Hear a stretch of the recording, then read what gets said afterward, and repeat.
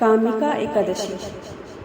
इतनी कथा सुनकर भगवान कहने लगे, हे राजन, अब मैं आपसे श्रवण कृष्ण कामिका एकादशी की कथा का वर्णन करता हूँ। आप चित्त लगाकर सुनने का कष्ट कीजिए, क्योंकि ये सब प्रकार के पापों और दुखों को नष्ट कर संसारी सुखों सहित सद्गति को प्राप्त कराने वाली है। हे राजन, इसकी कथा सुनने से वाजपेयी यज्ञ का फल मिलता है। हे धर्मराज, जो फल गंगा, काशी, नेमी, शारण्य और पुष्कर में स्नान करने से प्राप्त नहीं होता, वह कामिका एकादशी का व्रत कर भगवान विष्णु का पूजन करने के पश्चात प्राप्त हो जाता है। इसलिए सुख संपदा और स्वर्ग की प्राप्ति के लिए ये व्रत अवश्य करना चाहिए।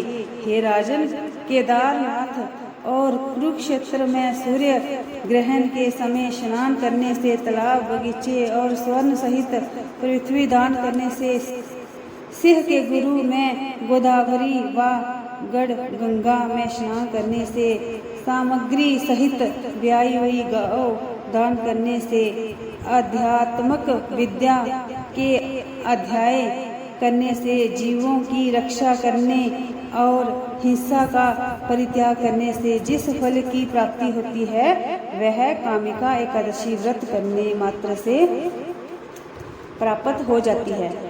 इसलिए इसका व्रत अवश्य करना चाहिए। हे धर्मराज, 1 बार सोना और 4 बार चांदी के दान करने से तथा रत्न युक्त मणियों से पूजा करने से विष्णु भगवान जी इतने प्रसन्न नहीं होते जितने तुलसी पत्र से प्रसन्न होते हैं।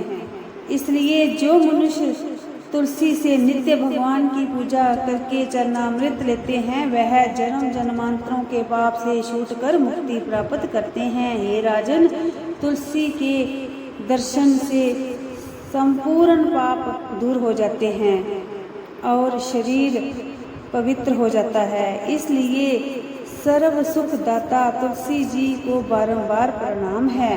हे पांडुनंदन, जो लोग एकादशी के दिन विष्णु भगवान के आगे दीप जलाते हैं, उनके समस्त स्वर्गवासी पितृ संतुष्ट हो जाते हैं और उनके पुण्यों का हिसाब करना चित्रगुप्त की शक्ति से बाहर हो जाता है।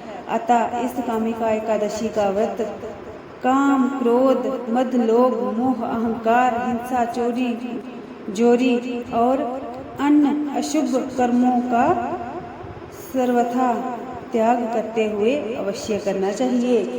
कथा समाप्त होवत है, विदा हुए हनुमान।